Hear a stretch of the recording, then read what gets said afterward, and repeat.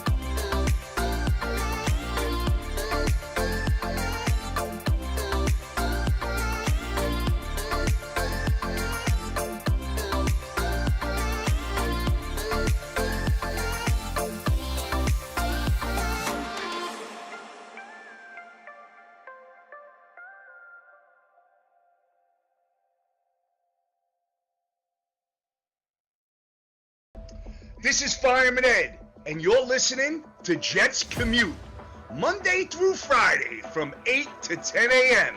Jet fans, let's rock MetLife Stadium this year. J-E-T-S, Jets, Jets, Jets. Go Jets!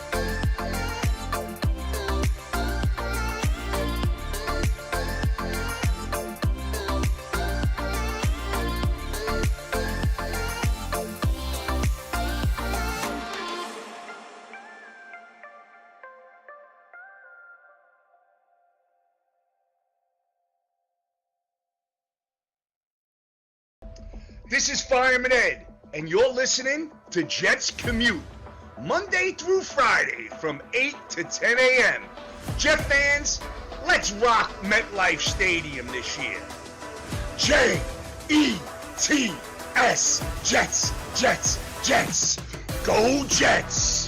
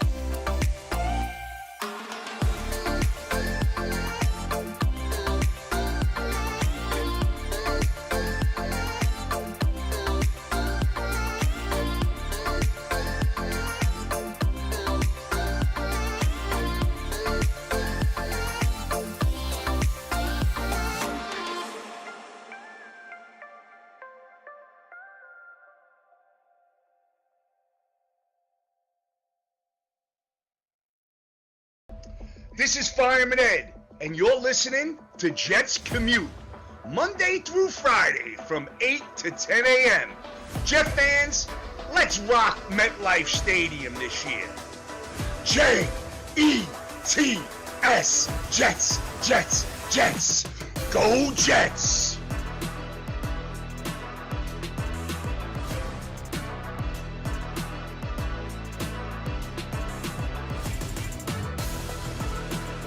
Are you here?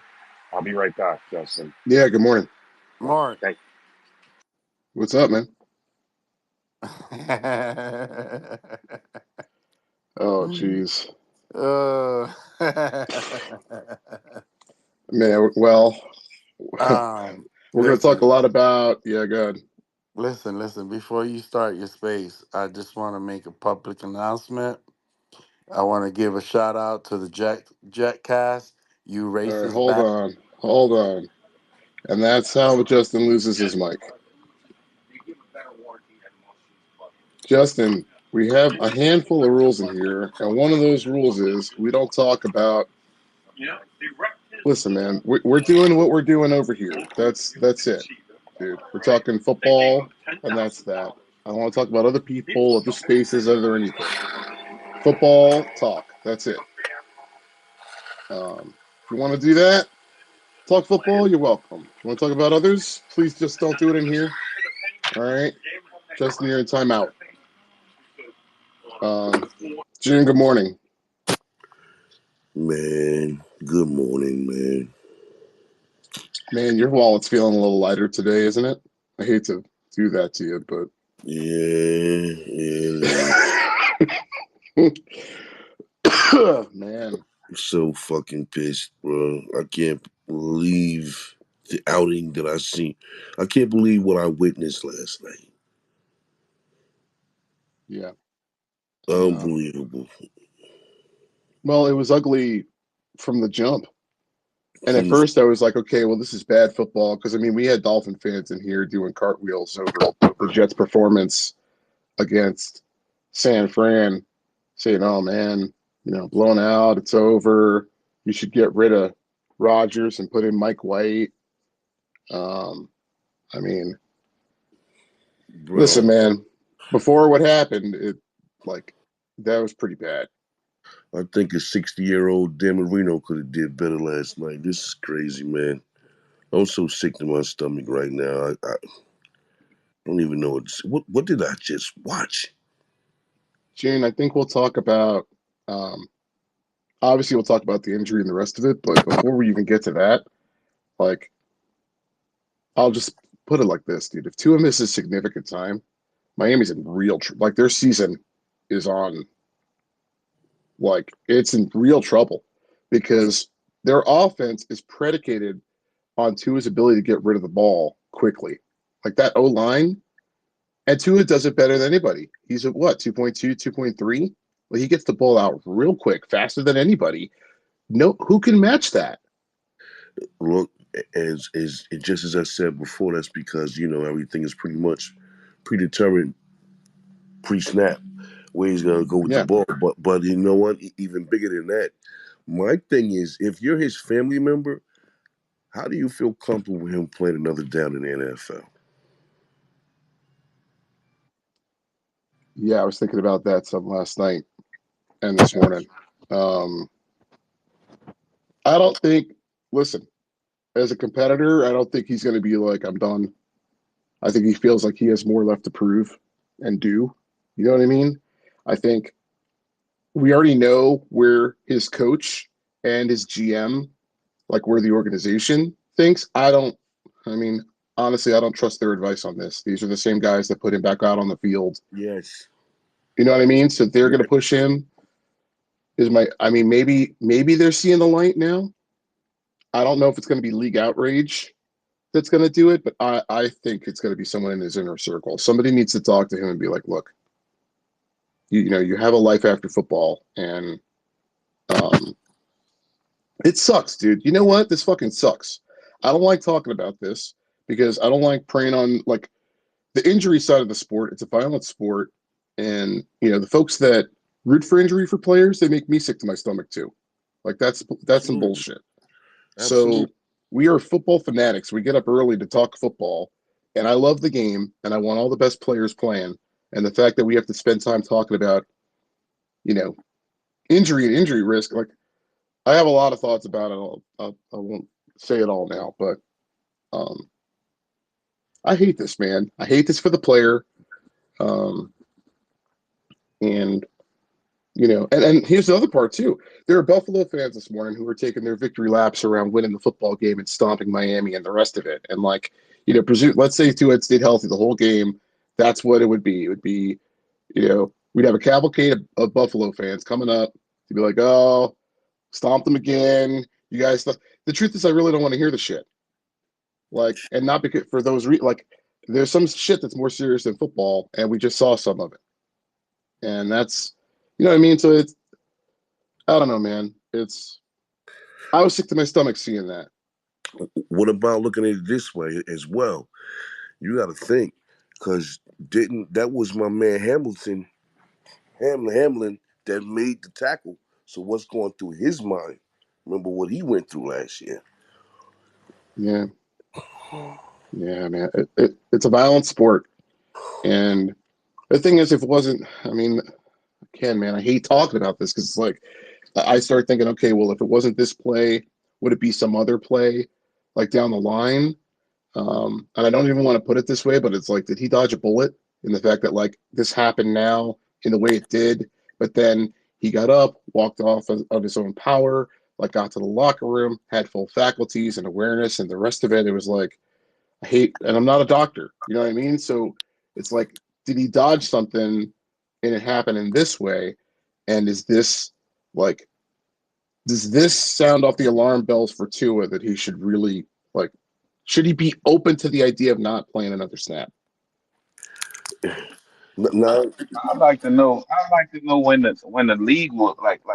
at some point you got to save the player from himself. Right, When right, will the right, league come right, in? When will the league come in and say, "Hey, I'm sorry, but we got to step in"? That right, was terrible. That was terrible right, what we saw last night.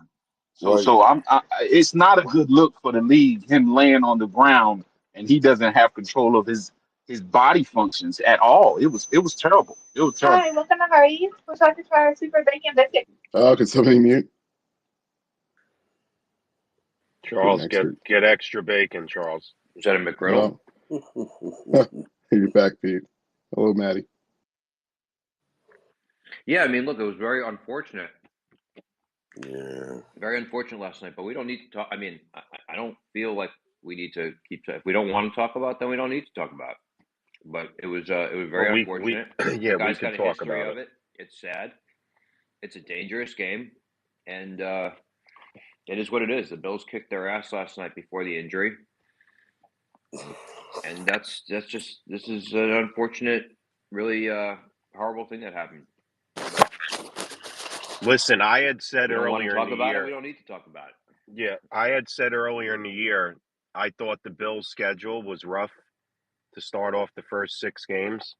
I said if they could get out of it 3-3, which it looks like they probably can, then they're in good shape. The Bills are very good. I never doubted them. June, I've been going back and forth with you about it. You know, I still think the Bills are good until proven otherwise. But, you know, to take a victory lap about beating Arizona, and I mean, come on. If the Jets don't beat Tennessee like they're supposed to, I'm not going to go brag and freaking throw shit up in fans. That's just me.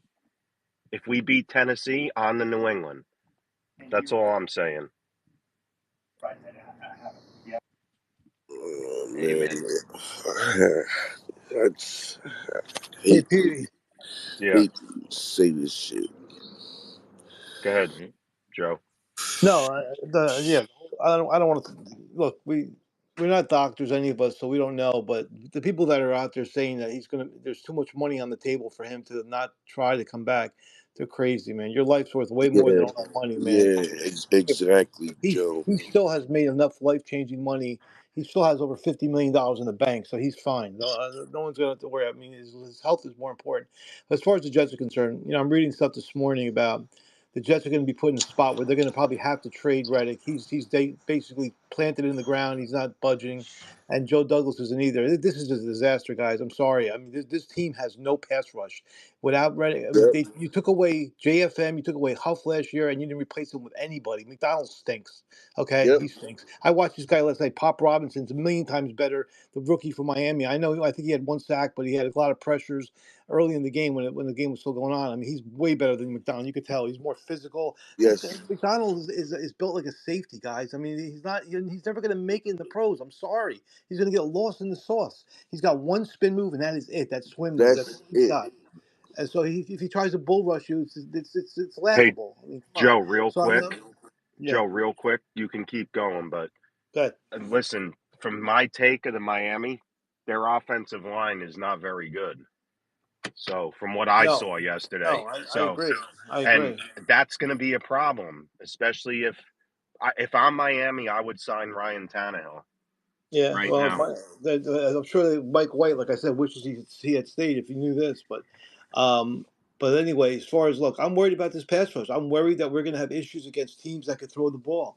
But even the teams that can't throw the ball, I mean, Michael Clemens is not the answer. McDonald's not the answer right now. To be honest with you, we have maybe the worst pass rush in football with the team we have out there right now. I'm sorry, and Quinn Williams has got to step up and play like an All Pro. You saw last night. You saw what's his name last night for Buffalo. What's his name? The Von guy. Miller. No, Oliver. the guy that Oh, he Ed took the time. Oliver. Ed Oliver, man, he was a monster last night. Yeah, I he mean, had I, that I want swim to see move. Quinn. I want to see Joe, Quinn you know Williams. what's funny? Real quick, I was in a space earlier, and somebody was going to bet his over/under sack was a half a sack yesterday at Oliver, and it was Really? plus 200. Yeah. Wow. No, So he's good. I'm just saying, but the Jets have to get it from somewhere. I mean, unfortunately, and I'm telling you, I don't. I believe this whole thing's going to go back to Joe. If I'm Joe Douglas is going to lose his job. I hope he realizes that, and he's going to look back next year and say, "Man, maybe I should have brought Reddick in here and not pissed him off." Because I'm sorry, and you might say, "Oh, don't cave into him." You got to stand your ground. No, you don't. Not when you're GMing for your life, and your coach is coaching for his life this year. There's no Hmm. chance. There's no All tomorrow. right, This is it. Joe. Does Mike McDaniel now get a pass? I mean, God I forbid if think Tua's I don't out. know. You and I were talking about this morning. I'm sorry. I don't know how he's made it.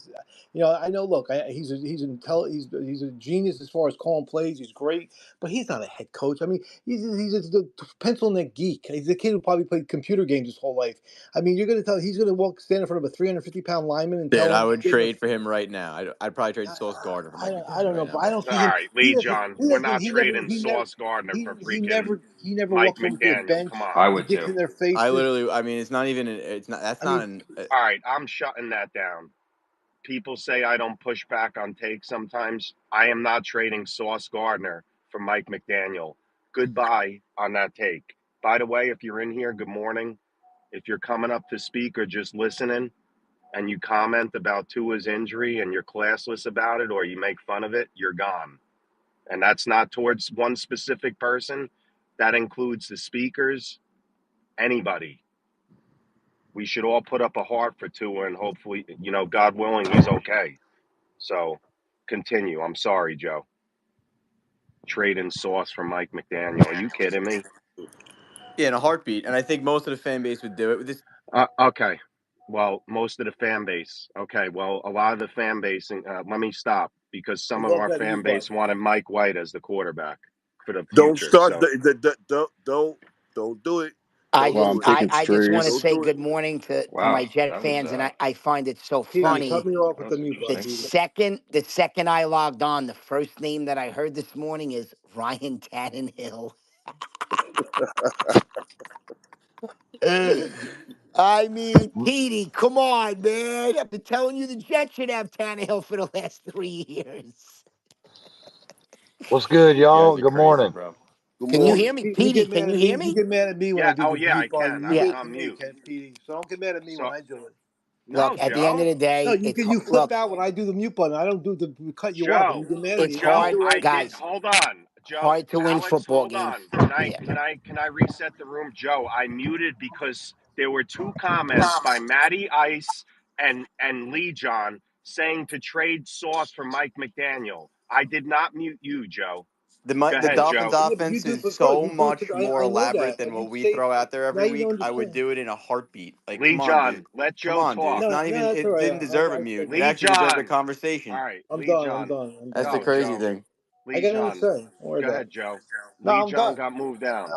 I'm Yeah. done. Let me piggyback that. It's a disease in Jet culture to even consider trading projected Hall of Fame players. I mean, it's the first time All Pro 2 years in a row. It's like, I mean, I love you, Lee John, but that's the problem with Jet fans. We're lovingly very slow people. So that's not how you build football teams. It's not how you win championships. You don't trade guys like that out to. This is a stupid discussion. Let's go win the game on Sunday. Let's hope the offensive line can hold up. Let's No, hope we can Alex. seal the edge in the run game, and that's how you win. The problem It, with Jet fans is they overrate players and they underrate yeah, coaching. It's yeah. Okay, obviously I so mean, yeah. so And obviously the Listen, coaching is problem the Lee most with John. important you All part. is right, that guys. so you're Let's. playing Sauce is not fantasy I'm being honest. over. This man. is why I'm being You're honest. playing Coaching Listen, is guys. Madden number one. fantasy, My and you think first. this is Madden. Nigga. That was All right, not me, but I that's don't no. This care. is me doing it, guys. It's not Madden. See, listen. I want to hear from everybody, but not at the same time. Yeah. Guys, how long have we been doing And this? listen, Look, Whittle had his hold hand on, up too. yeah, Whittle's up here. I know some people don't like Whittle in the speaker role. Guys, if you have beef with somebody and it's somebody not in the space, or you want to come talk about it, it's not going on in here. If you don't like him, I like Whittle. If you don't like it, tough shit. Okay, he can have a mic in here. If you don't like it, then leave. I don't want to hear name calling. You suck. He could talk. He's going to get rebutted by me or whoever. And that goes for anybody else. If you have beef with somebody on Twitter, do not bring it in this room. It's got nothing to do with this room at all. Okay? Enough of this, you know, school stuff to where we have to tell people what to do. If you have a problem with somebody, start your own room.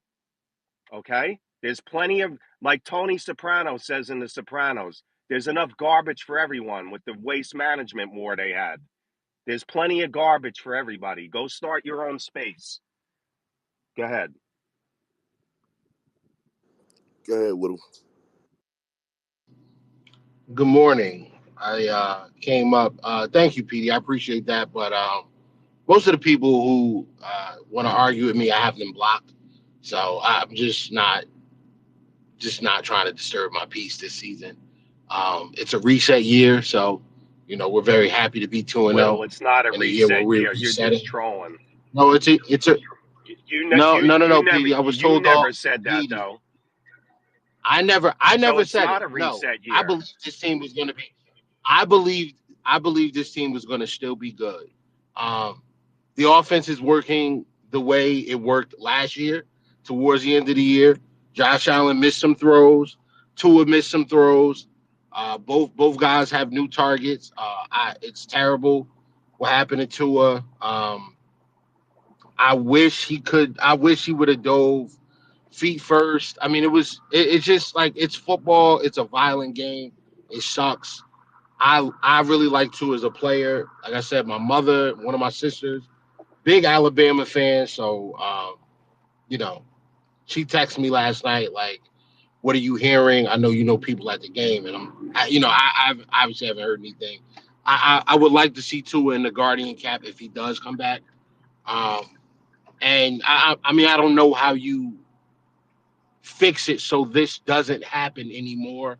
But prayers up to him. I know his family was in the locker room when he went to the locker room. I know his family met him in there. So um, I'm sure they're having conversations, and I support whatever decision he supports. But I really came up to not only thank you, PD, but to get my good brother June's reaction to the game because after a certain point last night, I couldn't reach him. So June, floor is yours, my friend. I would love to hear how you felt about the game last night.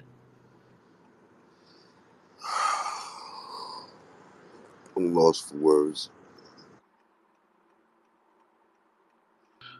June, are Finally, you sleeping, finally. June? But go ahead, go ahead. No, I'm You're not sleeping. oh. He heard what I said. I'm lost for words, man. Look, I will be a big. Look, you know what? Petey, he is sleep.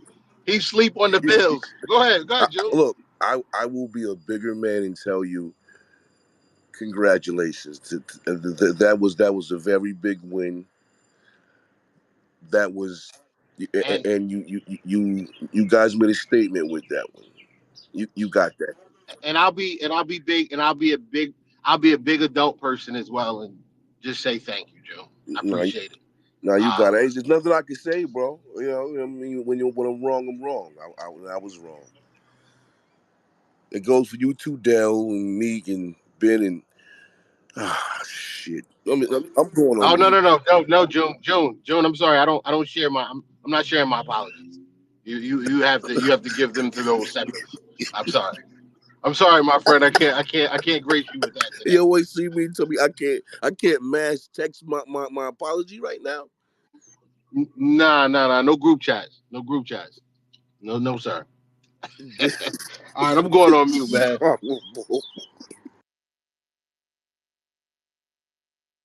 I just picture last night, June got home. He was all excited. He slipped into his silk underwear and his silk robe and his slippers with his big pipe on his heart shaped couch while playing some slow love jams in the background, thinking he was going to watch the June, you was Bills at your lose old and get lady house. destroyed. I heard there was a lot of silk out No, there, no, boy. yeah, yeah. And so June got all comfy. He was All right, excited. guys. Dale, He, real he quick. thought he thought they were going to lay it Dale, down. real quick. And sorry, June, you're next. Dale, real quick. So, guys, I have a couple of guests that work for the Titans or cover the Titans that are coming on soon. The space is titled Thursday Night Recap. So, we are going to talk about this game, but I got to get people moving here because there's a ton of hands up and whatever. I understand Buffalo's 2-0, but taking a victory lap 2 weeks into the season when there's 15 games left, let's see. Do I think Miami's a contender without Tua? No way. And that's not throwing shade at Miami. So listen, the Jets have opportunity now. Miami was a real playoff contender, and I hope Tua comes back. But if he's not going to be back, I don't think Miami's a 7-win, 8-win team. Dale, go ahead, finish. Sorry about that. No, I think I painted the picture. We all know June and how he gets down. Dale, I hate you. Like, I actually hope that while I'm in spaces at home, my wife doesn't hear June's voice. Yo, that's nasty, man. Come on, Dale. Yo, go to office, man. Well, if I'm being Mike honest, or it's or 50-50. It might get her in the mood, and she can pretend that I don't care. Office is next. Then Steven and Mike. yeah. Go ahead, office. Morning, fellas. Hilarious recap of Thursday night for sure. Like y'all said, prayers up for Tua. Unfortunately, the man had the first down, and unfortunately, DeMar Hamlin wasn't even really in a full upright posture. It just was bad timing. Hopefully, the man comes out of it, like you said, Petey, good health.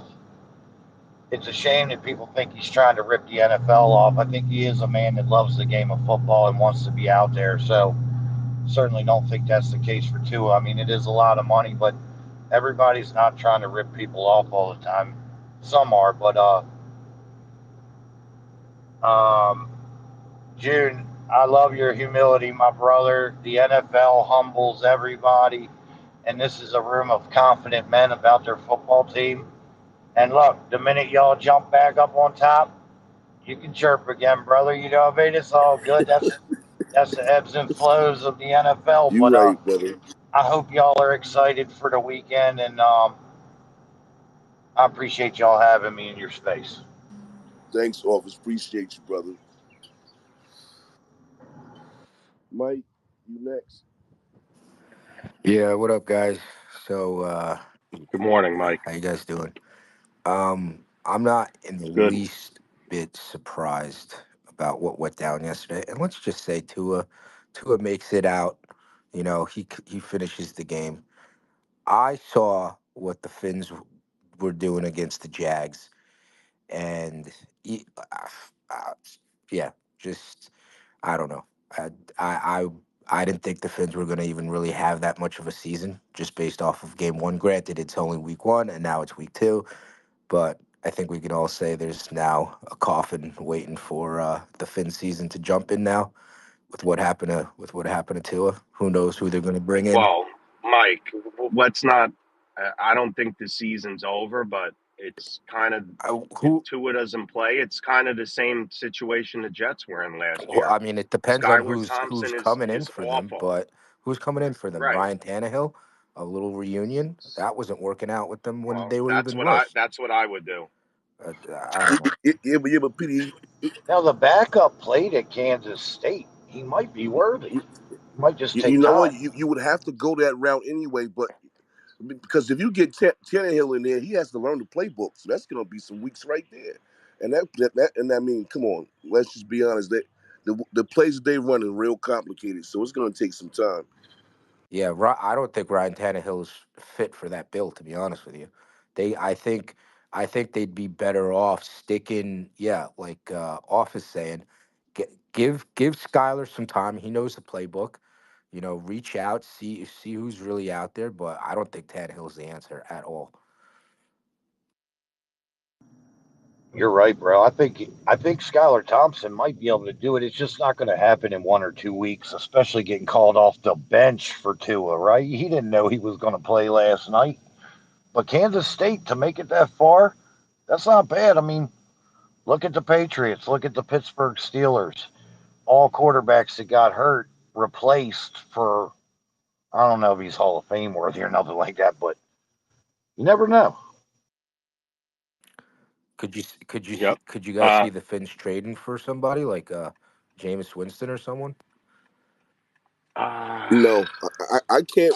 I mean, I'm gonna tell you why I can't, because once again, that playbook, their plays are complex, man. Like you said, I mean, if anything, you're gonna give people who are in the building first crack at it before you do that. Yeah, but it's only the. I mean, Yeah, it's but only the second week. yeah, It's week 2. I mean, correct. they And got to trade Miami's for someone. They're going to.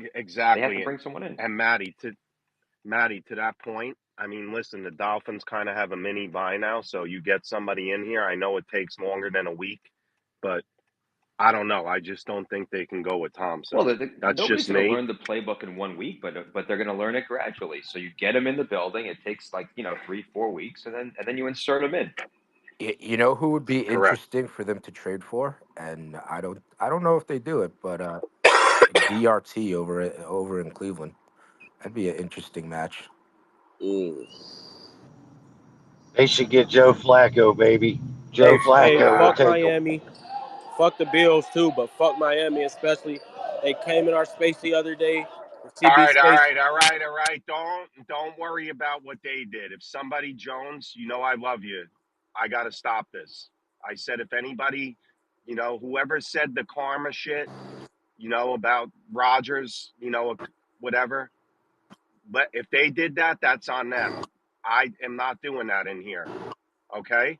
Football is a violent sport. We are not doing that. I understand it's heated rivalry and fans say stuff, but we are not doing that in here. Jones, continue. You know I never do that to you, man, but go ahead. Steven, go My ahead. fault, PD. It's all right. It's all right.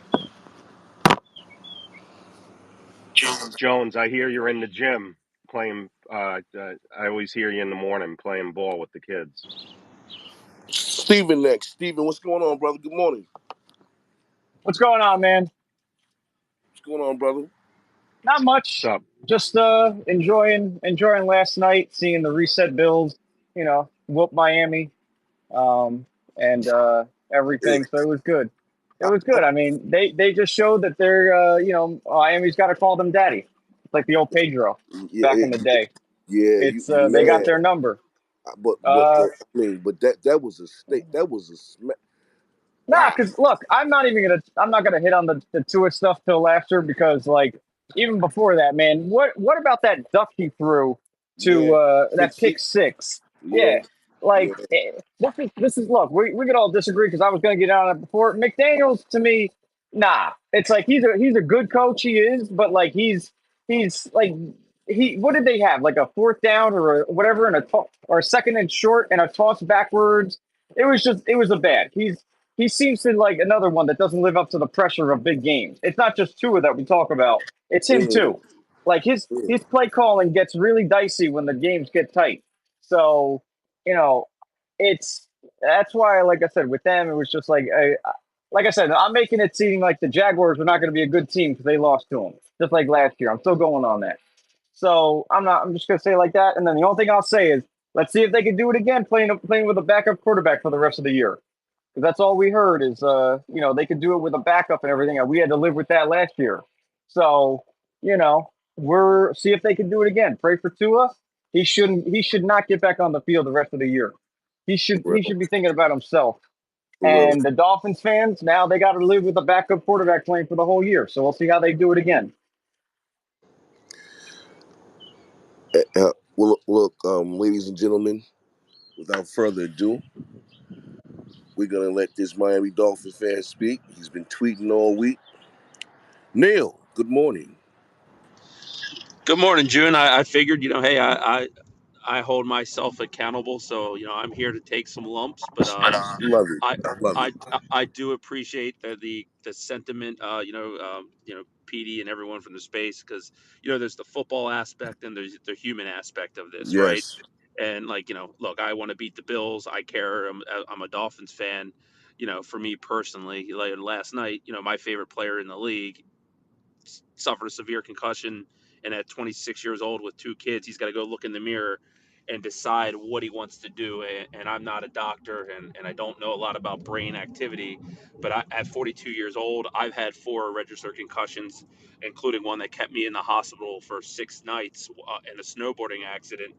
And to this day, man, I get migraines where I have to go sit in the basement in the dark for hours, and it's miserable. So I am praying for Tua and think.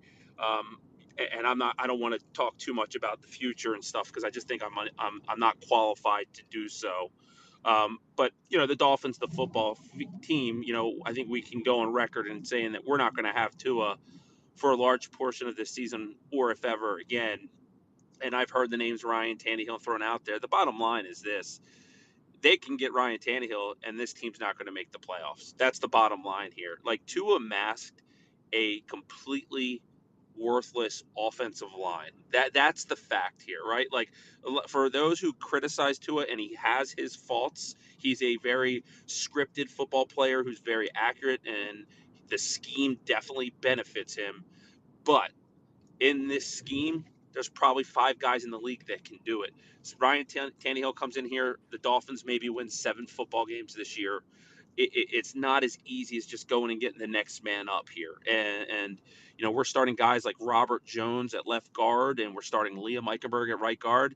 If my son's Pop Warner football team had those guys starting at guard, I don't know. I'd feel comfortable about them protecting my own son, right? They're complete frauds. So, but there's the bigger picture here for me is that the Dolphins have acquired a great amount of talent, and they still cannot get over the hump with that talent because a lot of this happened before the Tua thing.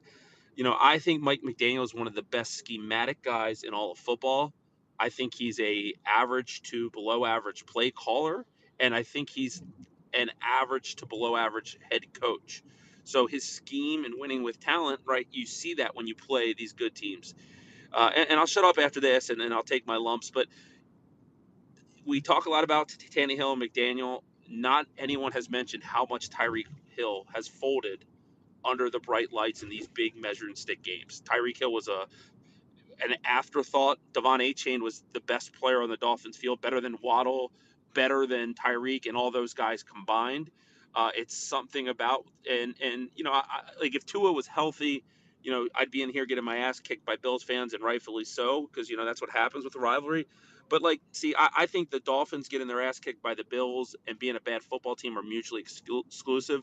Sometimes teams just have your number. The Bills have the Dolphins' number. I mean, there might not be a situation of any two teams in football where it's so one-sided in recent history. I mean, the Bills own us, and Josh Allen didn't even have to do anything last night. Like, we were self-imploded early, giving the ball to Josh Allen, going for it on our own side of the field in 4th and 3. And we still cannot run the football when it matters in short situations.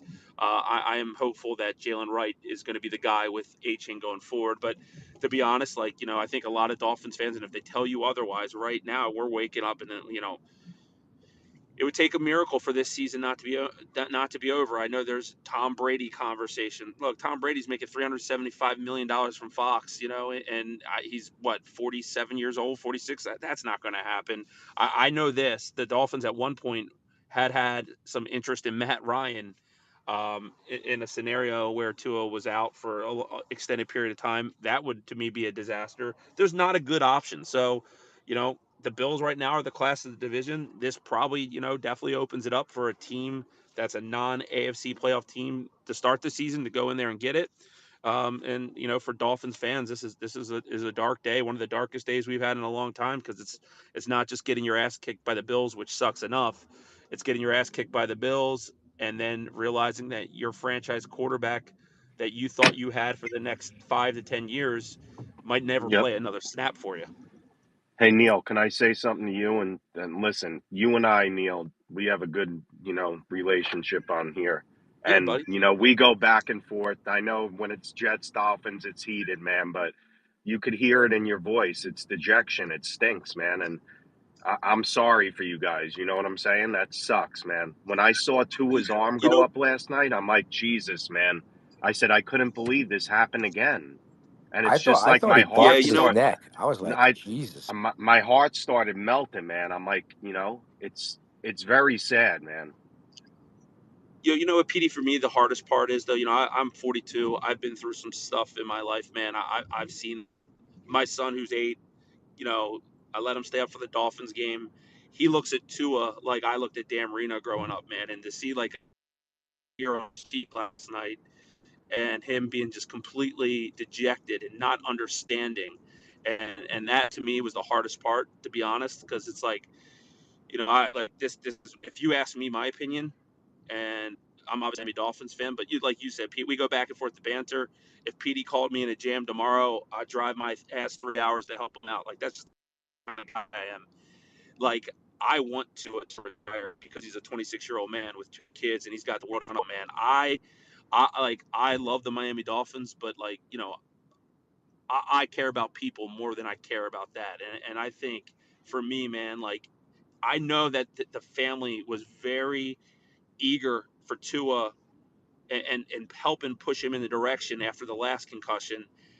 I don't know how you go back to that. That fencing stuff, man, that is involuntary movement because you lost consciousness and your brain function goes away. This isn't tearing your ACL. This is big shit, man. And I personally want Tua because he's such a great guy. And interactions that I've had with him, he's been amazing. Anyone that's ever supported him, it's just the football player. Sure, we can question some of the things there. The man, I don't think there's one question. So for me personally, man, I want him to retire, and I don't know what that means for the Dolphins. And I honestly, frankly, don't give a shit. Mhm. He's 26 years old. I've seen that on that field on 2 Thursday night football games, man, and my heart just sinks when I see that. So the Dolphins have a lot to figure out, and to be honest, I know a lot about football and I know a lot about the team. I don't even know where they begin at this point, and they're probably in that office right now in Davie, Florida, trying to figure out what the hell they do next. Neil, feel better, man. Guys, just Thank you, brother. let's wrap this up because at 8:45, Jim Wyatt from TennesseeTitans.com will join at 8:45, and then I have another guest at 9 o'clock. Join him for the Jets Titans preview. So we'll get, is Garrett still in here? Yeah, Garrett's sending things to the space about it's a Bills space. Sorry, Garrett. I mean, I know you comment a lot, but I'll hold my comments on how to run the space. If I want to talk about Dolphins, Bills, it's fine. If I want other fans to do it, it's fine. But it's cool. Thanks for the Can I comments. say something real quick? Appreciate you listening. And Garrett, you're a great man. Have a great day, right, brother?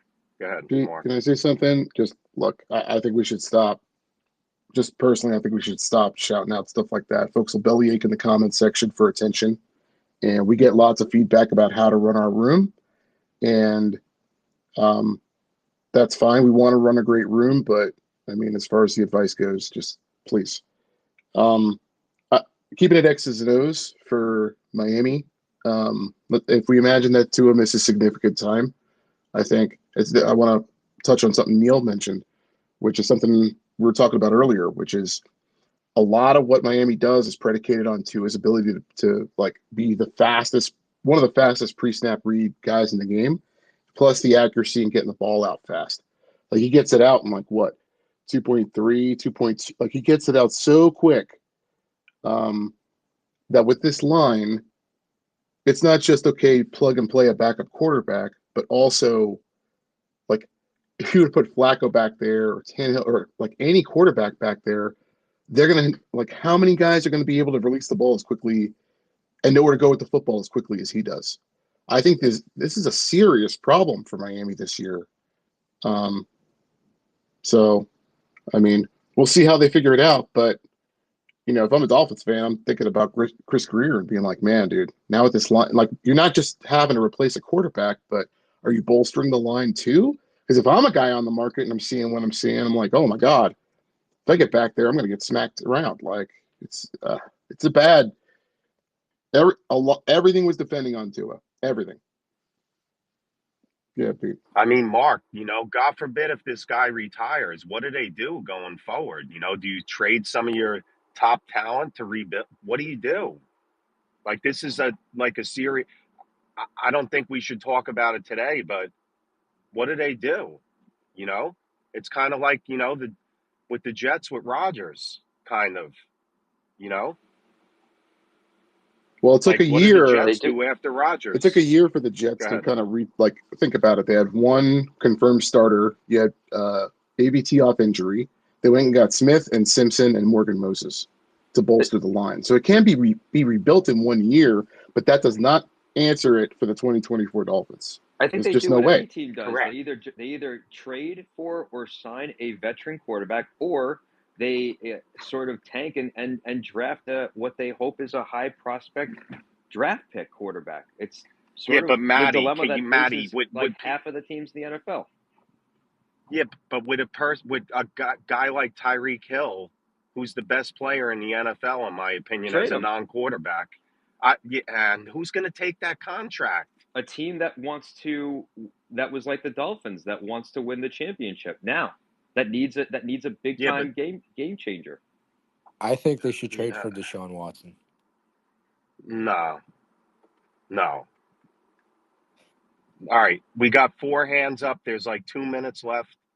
I don't know who it is. I'm sorry, guys. Office, you already No, spoke. I want to get to CB or it's Buckeye. Buckeye and CB, then All right, Office. and then guys, if the guest comes in and you're talking, I'm sorry, but just make it quick. Go Yeah, ahead, so, Buckeye. so this is less about advocating for what Salah is and what he isn't, but I've heard a lot of what people say McDaniel is. So, Neil, you just took him from a top 10 coach because I've seen what you said about him and kind of erased that. Now you put the Bills as the class and you didn't even have them in the playoffs. I just feel like some of these opinions change in one game. So I'm confused on a little bit of this. I have said this. I think Salah has got a tremendous IQ on one side of the ball. I think McDaniel has a tremendous IQ on one side of the ball. And I don't know if either one is a head coach. And I do think McDaniel has to figure out how to win without Tua, the same way we've watched for years Salah get criticized and judged with winning without a quarterback. It's a thing. And I do think McDaniels has to figure this out. If this is not a 7-win team, then McDaniel is not a head coach. He's got to figure this out. Good point. CB, go ahead. Good morning. Morning. Good morning. Real quick. What's up? First of all, prayers up to Tua. I hope that young man's okay. 30 seconds. I want to take care of some house cleaning. Mr. June Smith, all off season, I tried to tell you that Miami's offensive line was not good. You were not trying to hear it. You were trying to I just hope, in the future you listen to me a little bit more, especially like when I tell you Rucker is trash.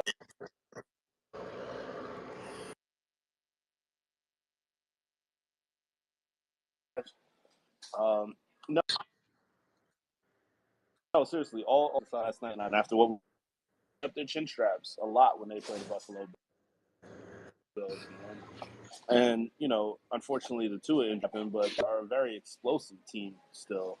Like, don't let what happened last night fool you into thinking that they're not still a good team. They are. They'll have to figure out the I agree. quarterback situation, but it's still a Mike McDaniel schematic mind. So I'm not sleeping on either one of these teams going forward. Not. All right, guys, real quick, the guest has just joined, so let me get Jim Wyatt up to speak. Jim, I invited you to come up and speak. If you just hit the accept button, I know it's on a little bit of a delay here, sir, but we'll get you up here. And guys, we're going to switch the combo now to Jets Titans. So if you got Jet questions against Titans, come up or comment. All right, let me just get Jim up here. All right, here he is. Jim Wyatt from TennesseeTitans.com joins us. Jim, good morning, sir. How are you? The mute button's on the left-hand side and on the bottom. Okay, I Jim, think I'm there good to you go. go. How's that sounding? Great. Jim, first of all, it's a pleasure to talk to you, sir, and thank you for, communicating with me and responding. This means a lot, man. Thanks for joining. You got it. You Glad want we to can tell make it us, work.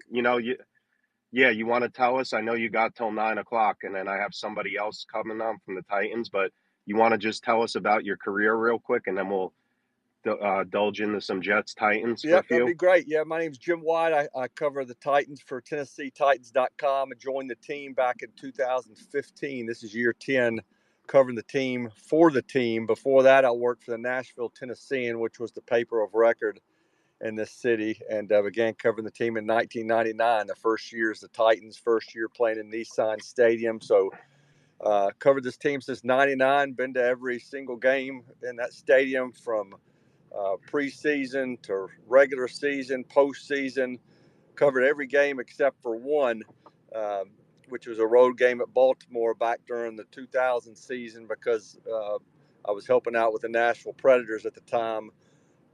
And a buddy of mine that was the lead guy on the beat had a blood clot in his leg. He's okay, but I had to cover for him on an East Coast swing that took me up to the New York Islanders, the New Jersey Devils, and a Boston Bruins trip. So I missed the Titans-Ravens game in 2000. But other than that, I've seen every game the Titans have played, and from Steve McNair to Eddie George to Javon Curse all the way up to this current bunch, with Will Levis leading the Wow. way. So I've seen it all, and glad to have another season here upon us. Got just a couple more left, and then we're moving into a new stadium in 2027.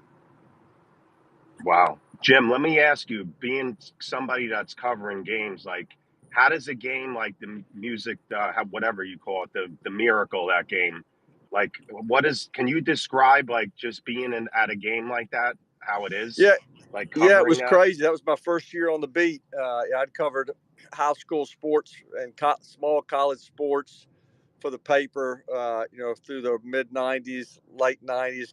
Got my first big break in '99, covering the Titans and backing up on the Preds, and Titans.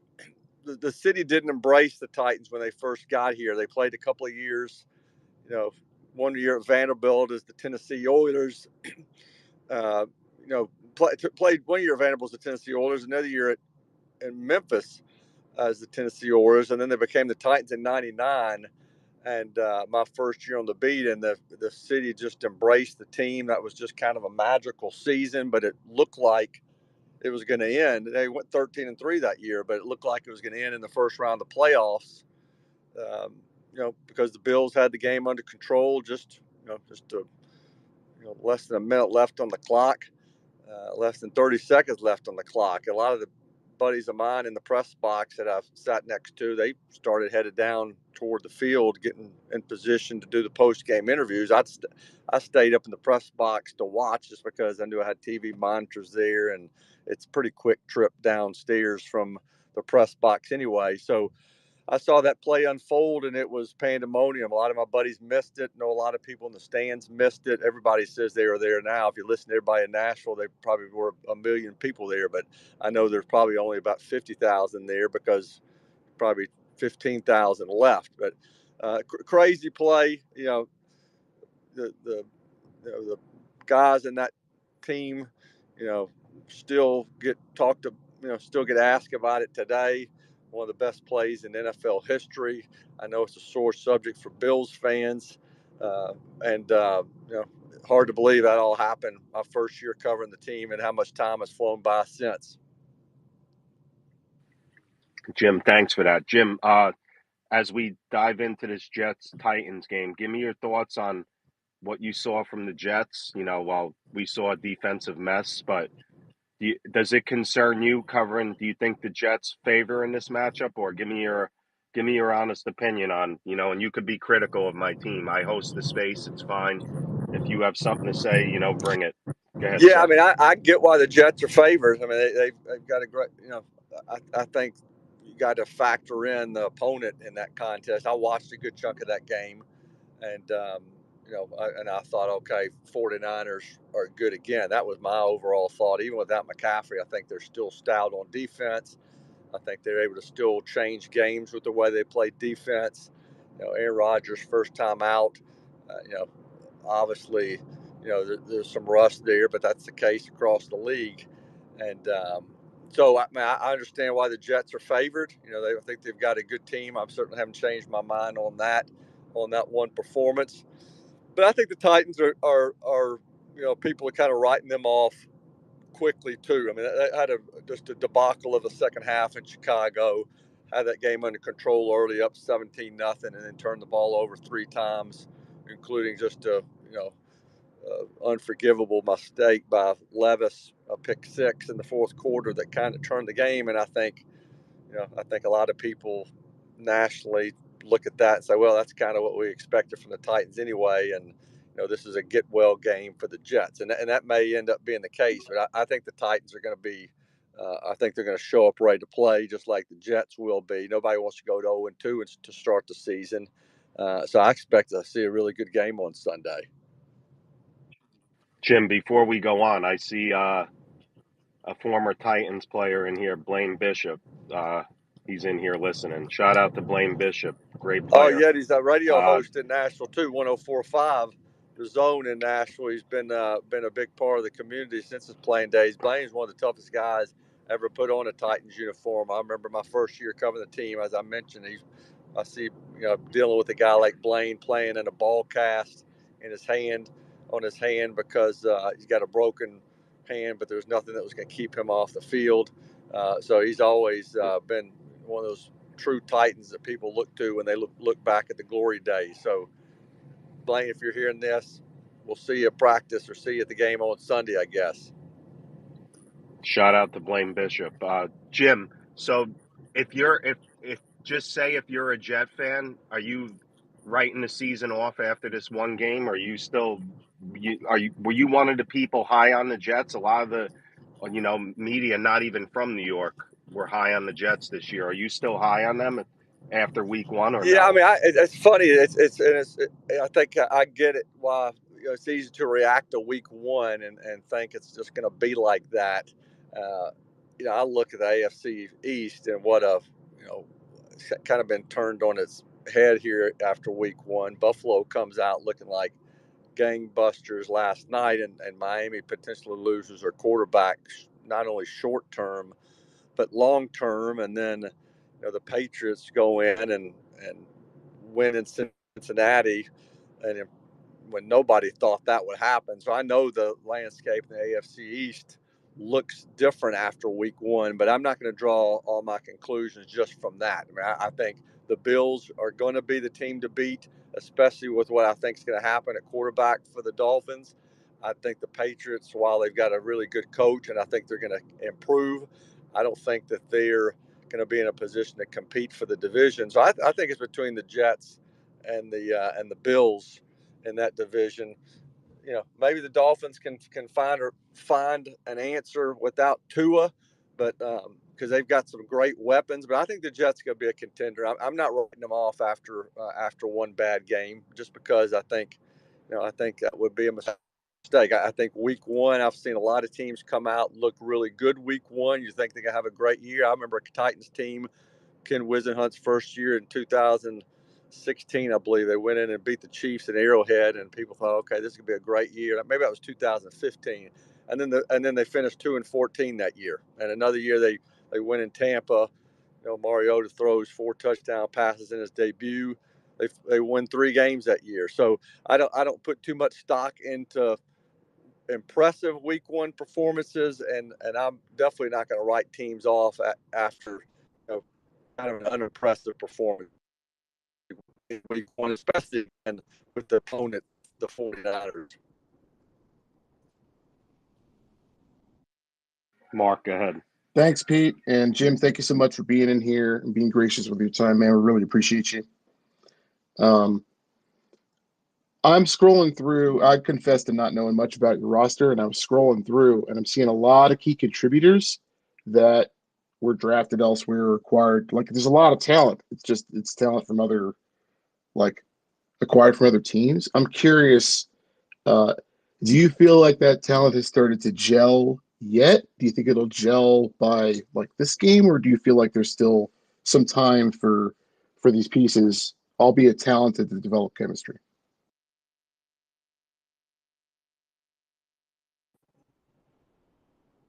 Did we lose Jim, Mark? Yeah, I don't hear him. Hello, Jim?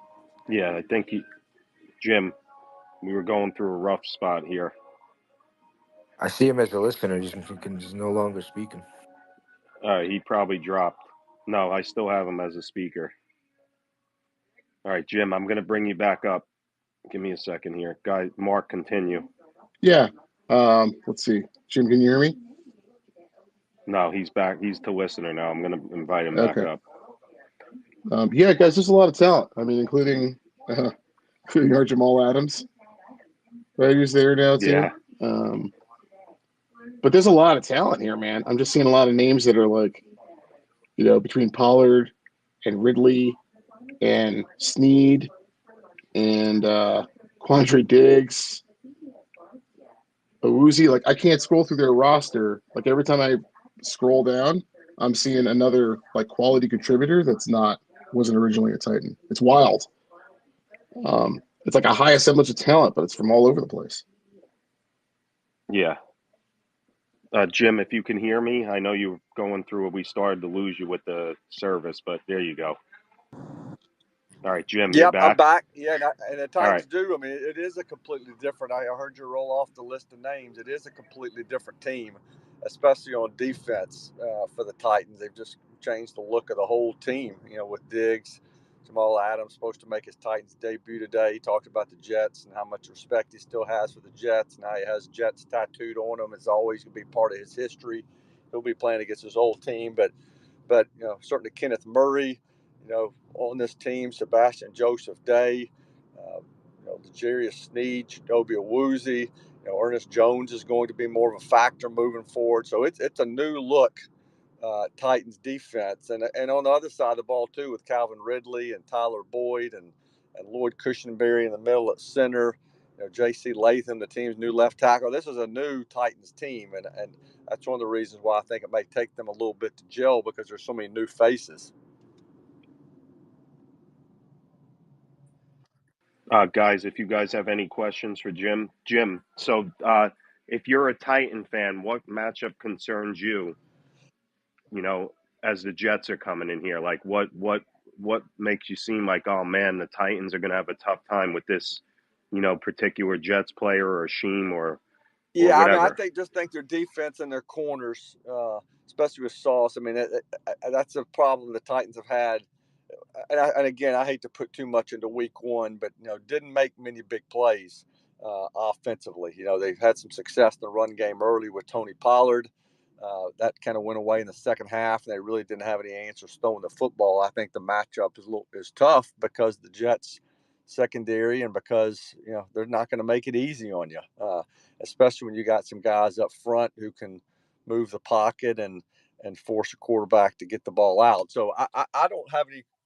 I think the Titans are stout on defense. I think that's going to be their strength week in and week out this season. Offensively is where the question mark is for me, and certainly reason to be concerned if you're a Titans fan, just because I think the Jets could be good, are going to be good and stout themselves.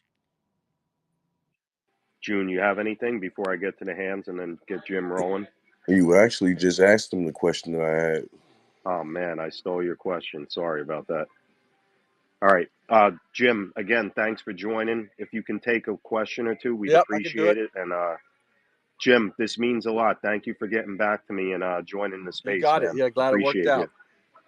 out. Let's go to Office and then Mike. Guys, just make it quick, all right?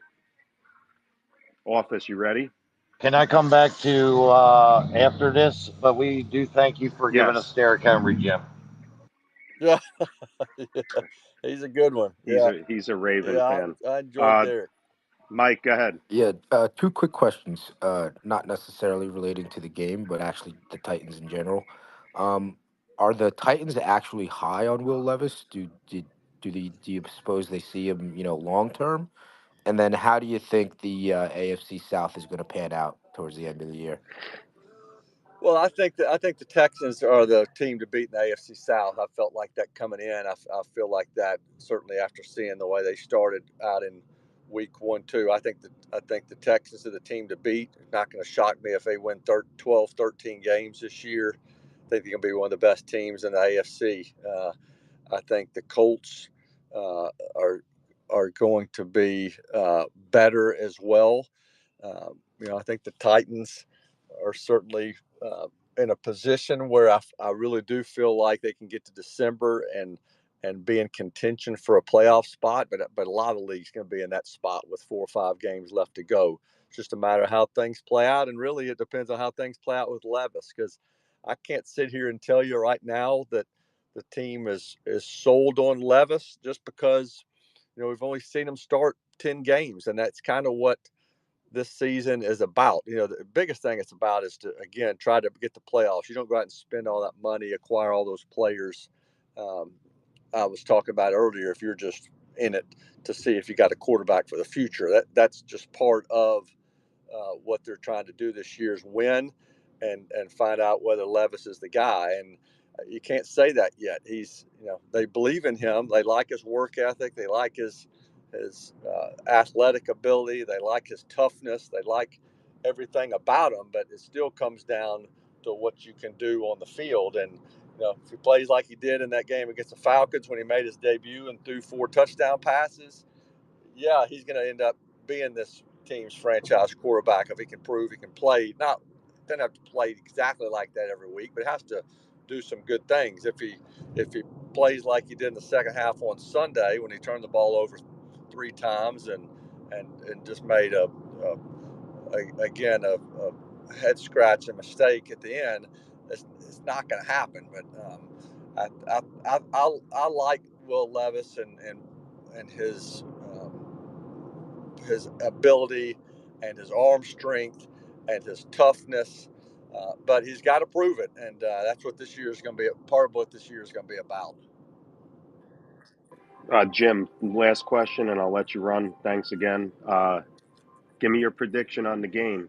I'm putting you on the spot Well, I here. have to say, Do you you think the always Jet? kid people. Like when I worked at the Tennessean, I did predictions, and I took a lot of pride in getting them right. There's one year I went 17-1 picking Titans games, but since I worked, Oh wow, my record wasn't as good every year, but I did pretty good picking the Titans. I had a pretty good feel for them. But working for the team, I don't do predictions anymore because if I pick the team to win, everybody thinks I'm a homer. If I pick the team to lose, everybody says, "Hell, this guy works for the team. He doesn't even think they're going to win." So I stay out of the predictions, but I do think it's going to be really good game. Yeah, fair really enough. good game, and certainly, curious to see whether weather's going to be kind of a factor. We got remnants of the hurricane coming through here over the weekend, and Titans been practicing with the wet ball drill all week. We'll see if weather's a factor. Yeah, I saw that, Jim, with the hose. I saw that Yeah. yesterday. That's pretty funny.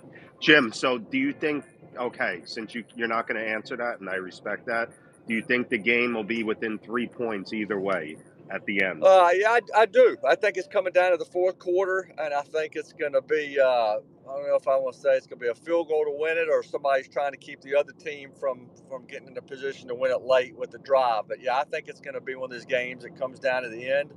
And what's the line? Jets by 4? I think I'd take the points.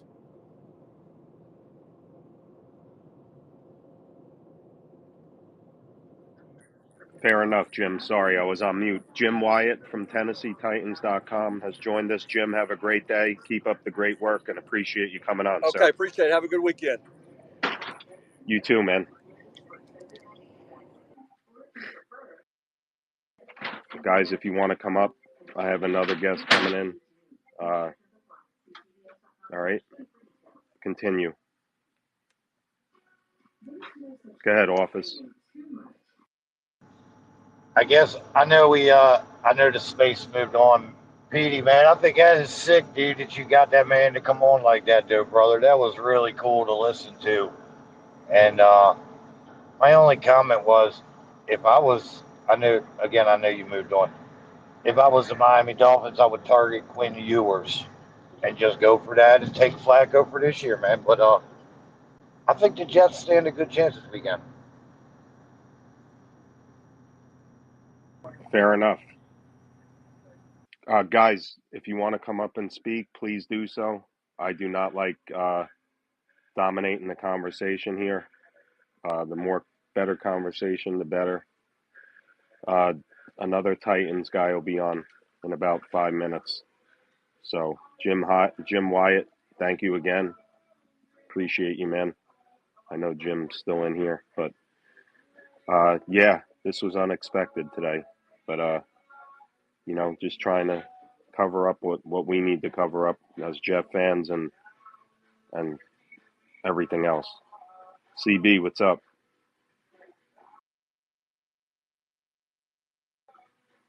Can you guys hear me? I got you, PD. All right. What What's up? What do you guys think is the over under for Tony Pollard rush yards come Sunday? When I- It's got to be like in the 70s, 60s, yeah, 70s. I mean, I didn't look. I'm not a. I don't bet on apps. no, I'm just like just for talking point because obviously we definitely want to keep them under 100 yards. I'd be shocked if we come out flat again on defense, especially in the run game. Is he coming off of an injury, Pollard, Pollard? from Yeah. last year, I'm not too sure. Was it a knee?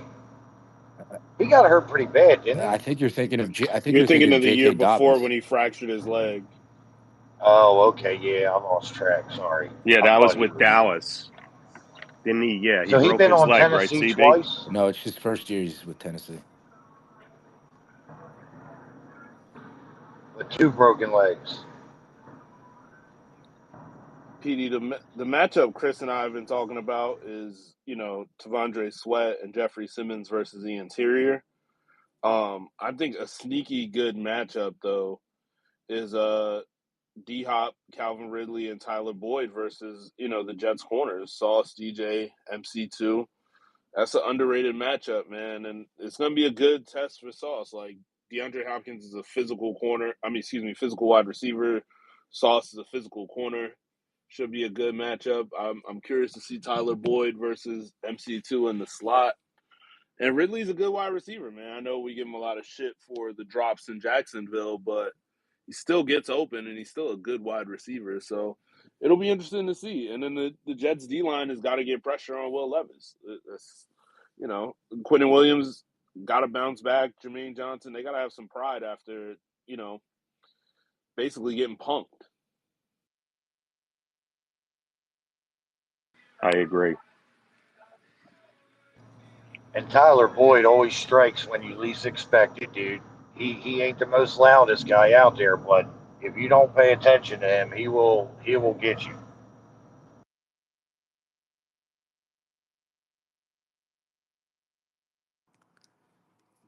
Good morning, guys. What's up, Zach? Hey. Shaq, what Hey. up? So, the way I look at it is this: we can pump up the Titans all we want. Titans aren't any good. The quarterback's not any good. DeAndre Hopkins he's dealing with a major injury. I can't even believe he's playing. Uh, you got Calvin Ridley. Will Levis is shaky at best. They have one of the worst rush defenses in all of football. They had almost dead last rush defense last year. They didn't do that. You don't know what they'll do this year as in rush defense. I think it'll be a Brees Hall coming out party again. And I think the Jets beat the Titans. I think the Jets get that win, come in with the momentum, home opener, electric, everyone going crazy, and the Pats, who are a bunch of frauds. Again, I've watched the Bengals game over and over. Bengals shot themselves in the foot.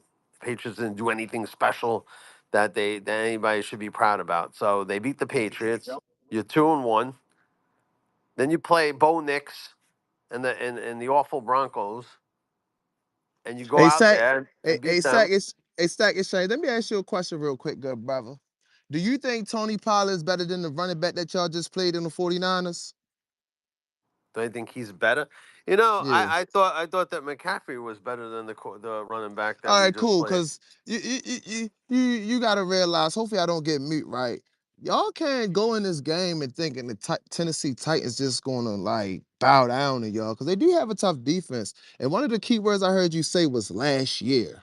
Last year, their run defense was, Dead last. BS. But I'm gonna be honest with y'all, right? I feel like any team that y'all play, if they can get pressure on the quarterback, is always gonna be a problem. Cause watching the game, Aaron Rodgers don't look too comfortable in that pocket, right? And I think the Titans, after that loss last week, I mean, they really had the game won for real, for real. Will Levis ain't do that dumbass interception, but I don't think this is gonna be an easy matchup for y'all. Now I ain't trying to come in here to try to bring y'all down. I'm just being honest, trying to talk ball. No. I, Look, no, I, All right, no, I. no. guys, real Yeah. quick, Hold on. I Bro, have why a. you cutting me off, bro? And Hold I'm on, talking. Why you cutting me off and I'm talking? That's because I rude. have a Why you? guest in here that's Okay. coming Well, here. just tell your guest somebody Okay, talking. so Like, why you always do no, I'm that, gonna bro? put you on. Excuse me, Mike Herndon has joined me. Mike, good morning. How are Can you? I Mike finish? Can I Herndon finish what from I was saying Tennessee. first? No, you can get back to it. Thank you. That's why y'all and the Dolphins sorry as shit. You right. It is the Bill. It's a little early to crash out, kicker. Seriously. Mike, good morning. Hey, how's it Mike, going? how are you? Doing good. Are you? How are you Mike, guys? thanks for joining. We got a Ravens fan. He's one of the best fans they have. He's very passionate about his team, and uh, he's cool. But Mike, appreciate you joining. I seen you on YouTube a couple of times this past week. Keep up the great work. How you doing, Yeah, man? doing good. Doing good. Yeah, it's good for a Friday morning. Good, Mike. Give me your thoughts on the Titans. What Jet fans should be looking at, and your breakdown of Tennessee before we get into the Jets. Yeah, I mean, I guess from a Titan standpoint, you know, week one was an interesting week for them. They had dominated the first half, up 17-0, and then the special teams and the offense just kind of gave the game away. They allowed a long kickoff return, set up a field goal. They had a punt block return for a touchdown, and then they had obviously the Will Levis, flick six is what we're calling it down here. That basically gave the game to the Bears at that point. So the defense dominated. The defense played really well. This is, I think you can kind of take anything that you thought about the Titans last year and almost throw it out because I mean, brand new coaching staff. They've replaced a ton of players. I mean, this is a very different roster. Very different approach to offense and defense than what we've seen in the Vrabel era. So I mean, it's a new team. It's hard to know what to expect. And week one, you don't want to write too much, in pen after week one. But the defense looked great, and the offense was a struggle. They ran the ball pretty well, but they did not. Will Levis had a terrible game, one of the worst of his NFL career so far. So if they're going to bounce back, they're going to need a better Levis. That's absolutely for sure. Now, Mike, what matchup are you looking forward to as an advantage for the Titans against the Jets? Oh man. From I guess an advantage standpoint, I mean, I think the Titans secondary is very good. I think they match up pretty well against the Jets receiving group. I mean, obviously Garrett Wilson's a stud, one of the best in the NFL. But I think once you get past Garrett Wilson, you're looking at guys who are, Mike Williams coming back from the injury. Don't know, how much we're going to see of him, how effective he's going to be, all of that. And then the other guys are just kind of guys, in my opinion. And the Titans have done a pretty good job revamping that secondary. L'Jarius Sneed, obviously the big trade coming over. He played really well in week one against a good Bears receiving core. They shut down Caleb Williams. They shut down those Bears receivers. Caleb missed some throws, but they also had very little available to them throughout the game because the secondary was on point. So I think this is a good Titans defensive backfield, and I think that's an advantage for them. The other guys beyond Sneed, Chidobe Awuzie, who they signed in free agency as well, veteran guy, solid cornerback, had been with the Bengals. And then Roger McCreary's their third year, former 35th overall pick back in 22, and he really was good last year. Allowed 0 touchdowns. You kind of missed him just because the Titans were so bad last season, but he really kind of broke out for this team, and he's a very good football player. Played great in week one. So that cornerback group is up there. It's not as good as the Jets. I know that, but it is up there among NFL teams, and I think it'll at least present a challenge for Garrett Wilson and the guys over there in New York. Uh, Mike, give me your thoughts on what was your overall assessment of Aaron Rodgers coming back week one. Yeah, he looked a little tentative, which I think is to be expected. He hadn't played football in a long time and coming back from a serious injury at 40 years old, basically here. So, same thing with Kirk Cousins, right? Like they're coming back from the same injury. They're not the same level of quarterback, but older guys coming back from Achilles. Both of them looked a little tentative. Rogers' mobility, I think, is a concern at this point. It doesn't look like he's real comfortable moving outside the pocket, which used to be a staple of his game. So, look, he can still put the ball where he wants to with his arm. He's talented. He's dangerous. Certainly not overlooking that. I just think, if the Titans are going to give him fits, it's going to be crushing the pocket, making him uncomfortable, and then having that secondary clamp down on the back end. Texican, if you have a question, go ahead for the guest. Yes, yes. Thank you very much for your time. So you mentioned that your running game had well they had a good running game, right? They played well with for the run. The Jets were crushed in the running game against San Francisco. Now, was that more schematic? Was that the 49ers offensive line just better, or did they get out coached? Do you believe that the Titans can run on the Jets right now? And is that something like, if the Titans win, what's the reason that they won this game? Thank you. Yeah, to me, I think it is going to be interesting to see if they can run the ball. They're definitely gonna try to do that early, especially after what the 49ers put on tape last week. Now, it's a very different schematic run approach for the Titans. The Niners are obviously huge outside zone team. The Titans are more of a gap scheme now under Callahan, and they're going to run a lot of pin and pull. They're going to run a lot of power, that kind of thing, which worked for them against the Bears. Now, I don't know how the Bears' run defense is going to stack up over the course of the season. I don't think that's a dominant unit either. But for all the struggles that the offensive line had in pass protection, they were good getting downhill. J.C. Latham is a load at left tackle, 6'6", 342, and just a mauler in the run game. He was really good run blocking, not so much pass protecting, but you kind of got to look at it in those two different phases. And then the same for their left guard, Skoronski, who was their top pick a year ago. So that left side is really where they did a lot of their damage in the run game, and I'd expect them to try that again in this game. And Pollard looked great too. I mean, I think he's kind of back from that injury that slowed him down early last year. And then they've got another back in Tajay Spears, who they like, who I think is probably going to see a little bit more work this week, because Callahan, came out and said, he regretted not getting Spears more involved in the game plan last week. So I'd look for that split to be a little bit more even between Pollard and Spears this time around. Sack, go ahead. Hey, Mike, welcome. Thank you. So, if you're a Jet fan, just put yourself in a Jet fan's. Uh, if this is a game that, if you're a Jet fan looking at a Jet perspective, that they should win, you should expect to win this game. No. I think so. Yeah, I think the Jets are the more talented team. I think it's always tough to go on the road and win in the NFL against anybody with a pulse. And I do Yep. think the Titans do have a pulse. Like it was a bad loss in the fact that they gave the game away and Levis played so terribly. But it's not like they weren't competitive in that game. On the road in a everything.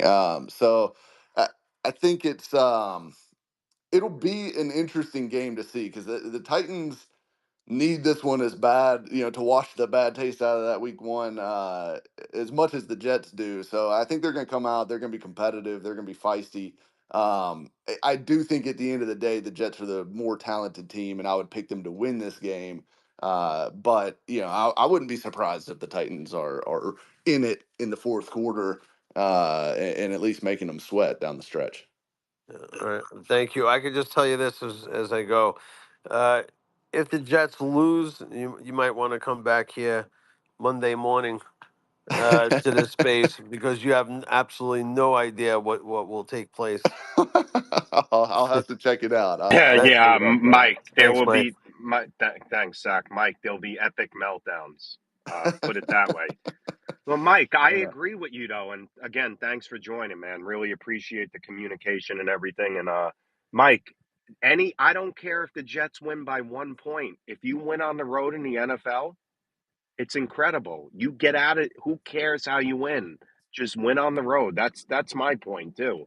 I don't care if the Jets win by the hook, by the half a point. Just win. And I agree with you. The Jets should win, but you never know. It's the NFL. Look ahead.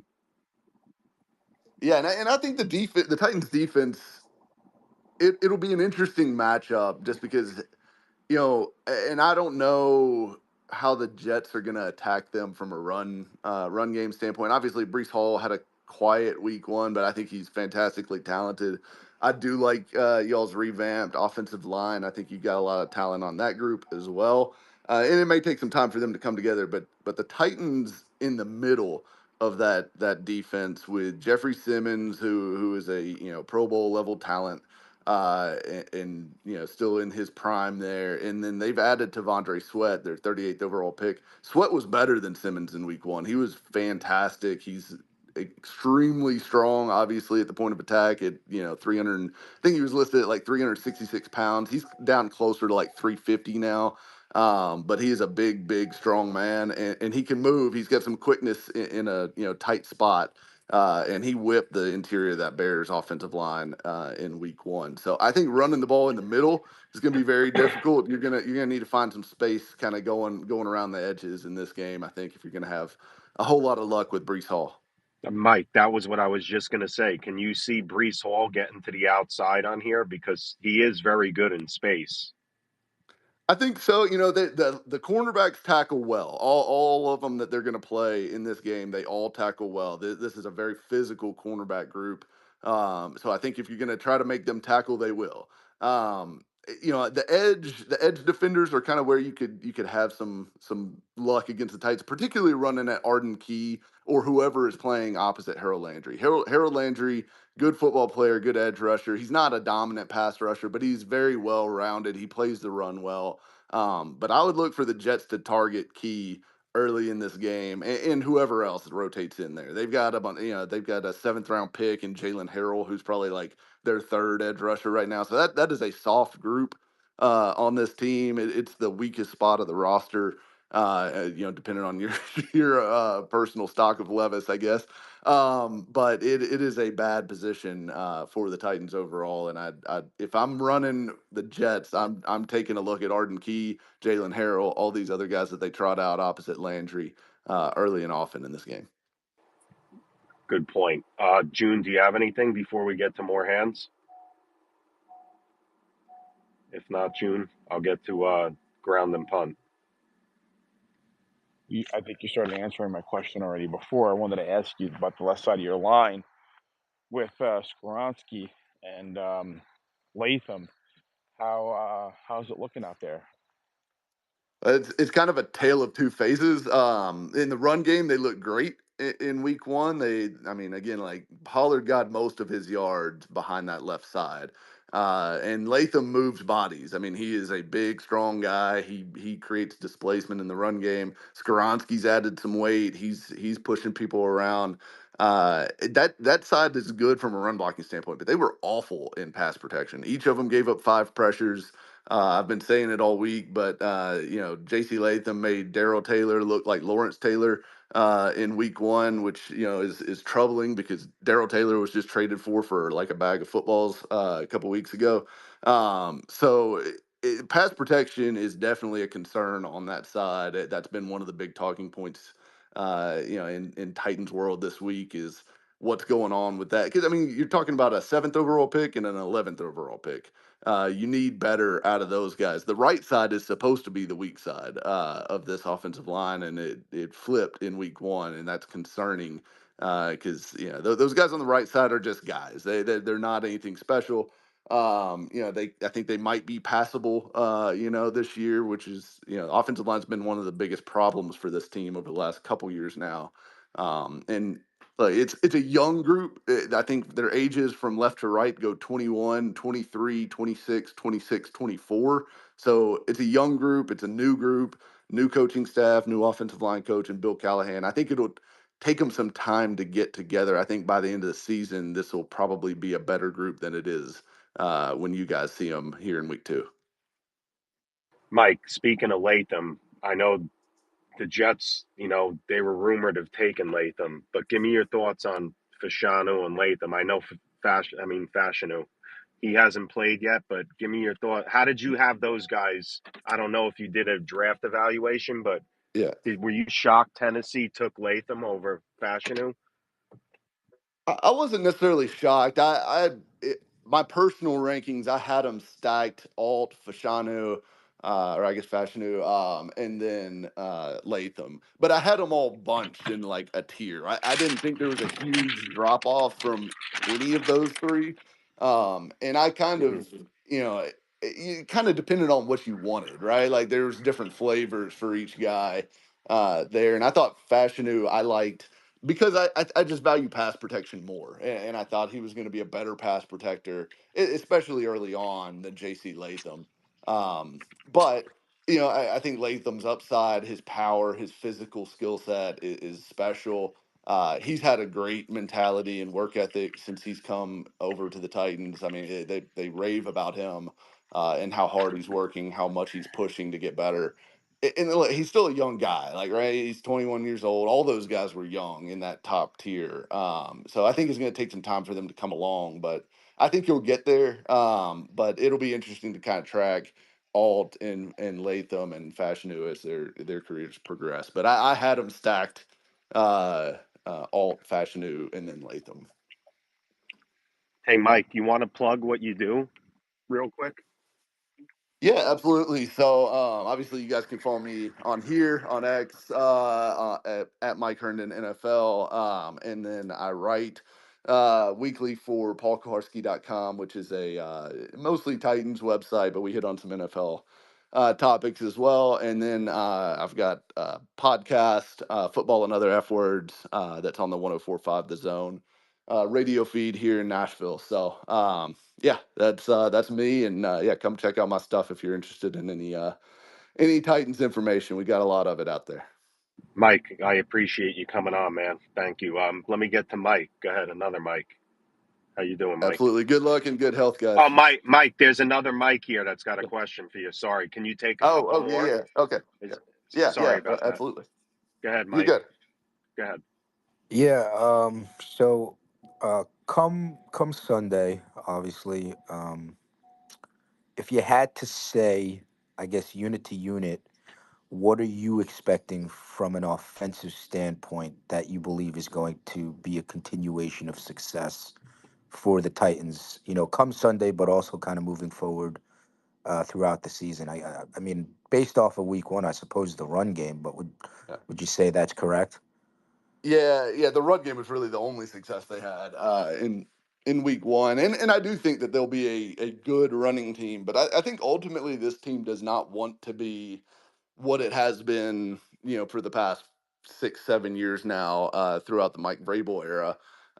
They don't want to be a run the ball 40 times and pass it as little as possible, try to get out of the game 17-13 type of team. I think they do want to throw the ball around the yard a little bit. Whether Levis can handle that or do that at a high enough level is this season is really about for the Titans. I mean, ultimately, if you find out Levis is the guy, it's a successful season, regardless of what the record is. If you find out he's not, well, at least you know and you can move on, right? So it's really about evaluating Levis. And I think the thing that I'm watching as the season progresses is, can he get on track with Calvin Ridley specifically?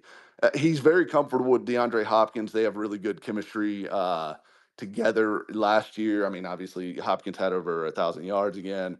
So I think Hopkins coming back will help him feel a little bit more settled because he just trusts him more than any receiver to this point. And the Ridley Levis connection in camp has been kind of up and down. I think they're working on it hard. You're seeing them target Ridley a lot. And obviously they want Ridley to be a big part of this offense. They spend a lot of money on him this offseason. And when you watch Ridley run, I mean, that dude can go. He runs unlike really anyone we've seen here in a long time. So if they can get that connection working, particularly down the field in the deep game, I think that could be a strength as the season wears on, but they've got a long way to go there right now.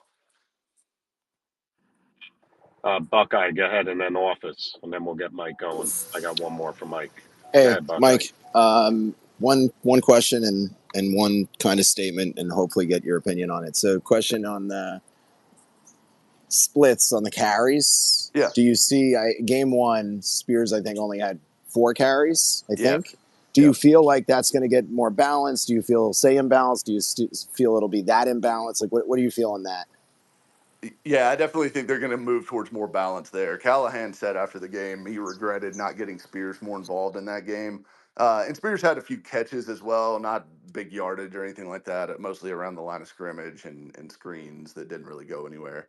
So I think we're going to see those touches move closer to 50-50. I still think Pollard is the 1A in a 1A, 1B scenario, which is kind of how I expected that backfield split to look, and I was shocked at how heavily they leaned on Pollard week one as well, because they really like Spears, and he's a good player last year for them. So I think you'll see a lot more Spears in this game than we did in week one, and I think it's going to go closer to like 60-40 in favor of Pollard, but it'll be a lot tighter than it was last week.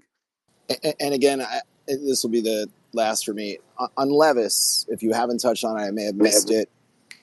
Where do you land on Levis? Like, what is he to you, and what type of runway does he have to be the guy in this organization? Is this an evaluation year that if he doesn't get it, he's not the guy, or he's got a bigger runway? And what do you feel he is in totality? Man, I could talk for like an hour about that topic. But to try to keep it somewhat reasonable here, I think Levis is wildly talented. You can see he's 6'4", he's 230 pounds, he's built like a tank, has a huge arm, throws the ball with great velocity, zip, compact release, all that stuff. All of that is there on paper. And then he's also got a great work ethic. He wants to be great. He works at it. He's doing what it takes off the field to be able to get there. He's a And tough mofo too. He really is. he is, and that kind of endeared him to a lot of the Titans leaders last year, like Jeffrey Simmons, guys like that. That they respect him because of his toughness. And now some of that, I think he needs to dial back, because you just can't have your starting quarterback launching himself into 250-pound linebackers like he did in week one against Tremaine Edwards, where he had, or Edmonds, I'm sorry, he had no reason to do it. He was just running and then sees Edmonds and just leaps into him for no reason. And it's almost like a masochistic streak, maybe. I don't know. But I think he needs to tone some of that back. I think his accuracy is fine. I think really the whole thing with Levis comes down to, can you develop better pocket presence, better feel for the game, because that is what he's lacking right now, and he's worked on it all off season. I know they've worked a lot on footwork and fundamentals and trying to get him to take what the offense gives him instead of constantly looking for the big shot, looking for the big play, trying to play hero ball. And what was frustrating about week one is you saw that early. He dirted a few balls and things like that to try to just get out of drives with points. He was making some good decisions. But then as the game wore on and he just continued to not have a lot of production, even though the Titans were ahead, you could feel him getting frustrated. You could feel him pressing for the big play. You could feel him, playing outside of himself, outside of the offense, and eventually leading to that pick six. And that's the most frustrating thing is it's like, can you trust this guy when the game gets tight to not revert to his worst instincts? And we'll see where that goes. I don't know if you can or can't develop that. I know they're working hard at it with Brian Callahan. That's the whole reason he was brought here, was to bring some of that to him after working with Joe Burrow and Matt Stafford and Peyton Manning and quarterbacks like that over the course of his career. It's a fascinating case to me because his upside is tremendous, in my opinion. I Yeah, mean, the guy has every tool you could possibly want. absolutely. I'll tell you, for me, when the Zach Wilson, Buckeye, are you talking still? I can't hear Buckeye. Sorry, can you Mike. guys hear me, Mike? I I lost can audio with I can him. hear you. Yeah, For me, Okay, can you hear the other I guy, Buckeye, that's I talking? can. Yeah, yes. yeah. Yeah, I can't hear him. I'll be right back. All right. Just Mike, I got one more question for you. All right. And then I'll let you Okay. run. All right. Sounds good. Hold on. I'll be right back. For, All right. for me, when the Zach Wilson experiment didn't work, I was done with the draft. I felt my organization cannot develop from the ground a quarterback. So I also like, I don't know how you feel about that, but Yeah. we needed that Aaron Rodgers infusion. And what happens with it, I have no idea. I think it's going to be great, but I do know that we needed a reset of not going through the draft. I feel like Tennessee's there too. I feel like if this doesn't work, this can't be done through the draft. I think you guys need a veteran to come in there. Yeah, and I don't know who that may be. I mean, obviously things change and guys, contracts come up and things like that. Maybe they can make a move at some point, but they've had a tough history here with the quarterback position, going all the way back basically to when Steve McNair left for Baltimore. I mean, McNair was great, here early in the time, I guess, since they moved to Tennessee, anyways. But then we've gone through Vince Young, and Jake Locker, Marcus Mariota, and now we're here with Levis. And if Levis doesn't work, I mean, yeah, you've that's 4 top 10 picks that now you've used at the quarterback position For without getting sure. a single result out of it.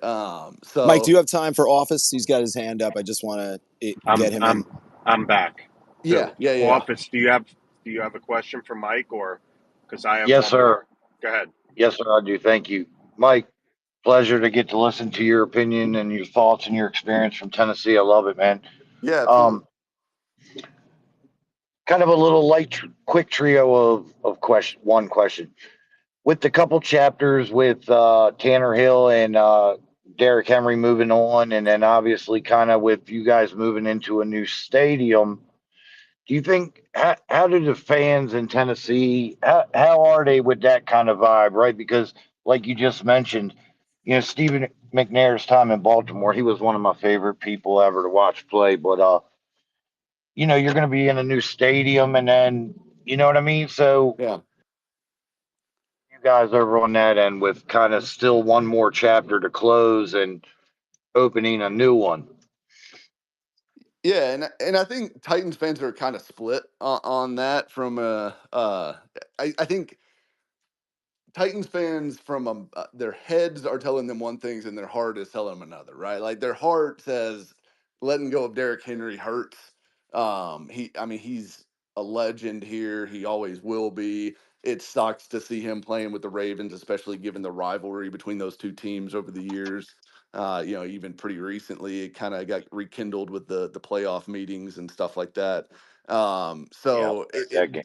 and the history with McNair, the history with Samari Rolle went there. Derek Mason went there. A lot of the franchises, kind of all-time greats of the Titans era, have ended up, finishing their careers in Baltimore, which is unpleasant for Titans fans.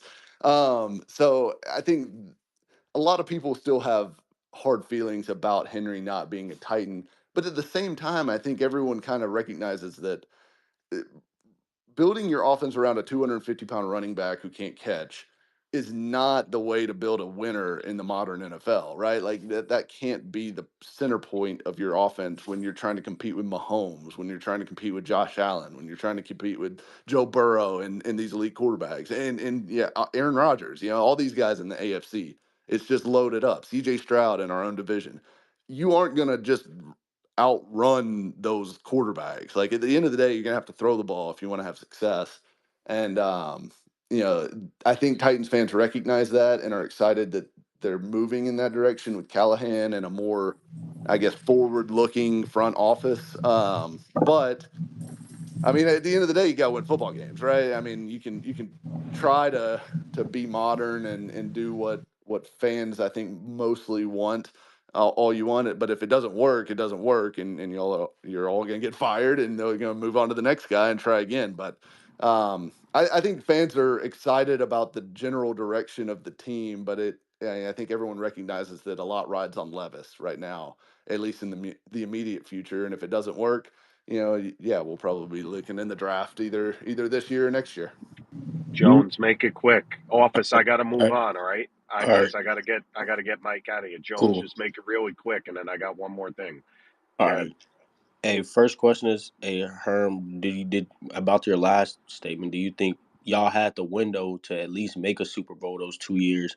And the last one is, how do you feel like your wide receivers stack up against our corners and vice versa with Snead? Yeah, I would say as far as the Super Bowl is concerned, I mean, it completely depends on what Levis ends up being. Like if he is what he was in week one, then no, they've got no window and they'll be looking, 2020. The new stadium will be open before they're competing for a Super Bowl without question. If that's the case.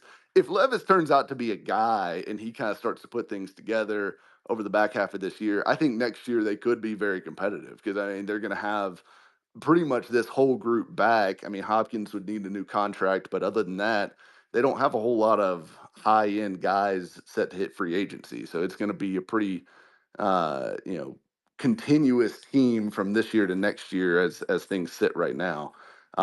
So yeah, I think that's interesting. And then to touch on the wide receivers and the corner matchups, the Titans have some good wide receivers. Obviously, Ridley, Hopkins, and then Tyler Boyd.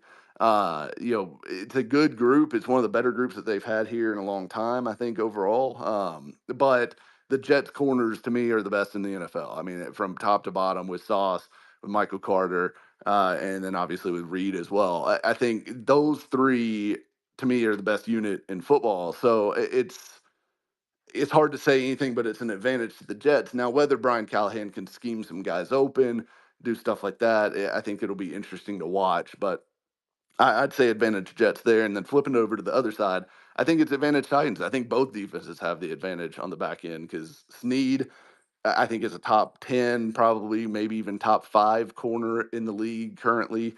Chidobe Awuzie is a solid number 2, and then Roger McCreary is probably actually their second best corner, playing in the nickel, and he's a very good ascending young talent for the Titans. So I think that group is very talented. They're well coached by Denard Wilson, obviously former defensive backs coach, now the defensive coordinator. Uh, I'd give the Titans the advantage there. As much as I respect Garrett Wilson and think he's amazing, I just think once you drop below the Garrett Wilson line on the depth chart for the Jets, it gets a little. It's just some guys. It's not. There's not a whole lot of guys that I'm terrified of there. Mike, first of all, appreciate your honesty and your criticism of the Titans. Sure. So, give me your prediction on the game. What you think? What do you think on this? I think it's going to be low scoring. I think I've been predicting this week like 20-10 Jets. I think Rodgers gets, enough done against this defense. It's going to be harder for them to trick, Rodgers obviously than it was Caleb Williams with some of the defensive pressures that they dialed up in week one. And then I just think the offense is going to struggle against a defense that is more talented than the one they even faced last week.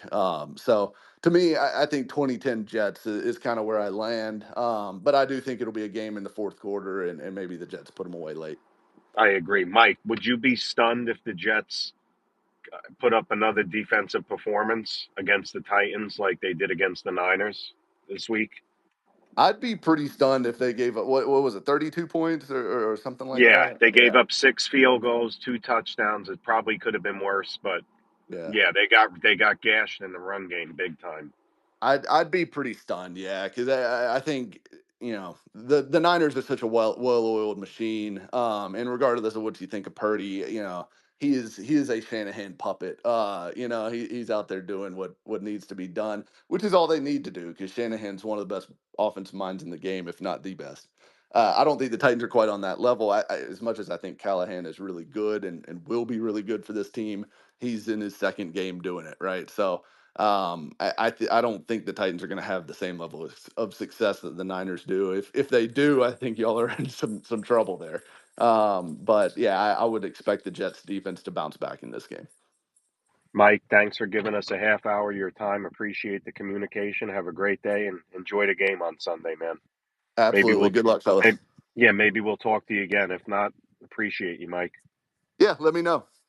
Happy to No do it. doubt. Okay. Take See ya. care, Mike. Yep. Mike PD, good Herndon. space, bro. Thanks, man. Guys, if you want to come up, I'll be open for 10 more minutes. It's Friday. Join the conversation. PD, you started Uh, the year with it's Bills' division to lose, but we're resetting after 1 1/8 weeks. Where do you think now? Like what's I mean, the reset The now? Bills are 2-0. So Yep. right now, they're still the favorites in my eyes, but I think it's more wide open now because everybody was predicting the Bills to finish third for the most part. I wasn't, but uh, you know, with Miami now, if Tua doesn't come back, he's probably going to be out at least 4 games. Let me ask you a So different question. Do you now, if Tua's not playing, do you have the Jets as like we got to win those 2 games?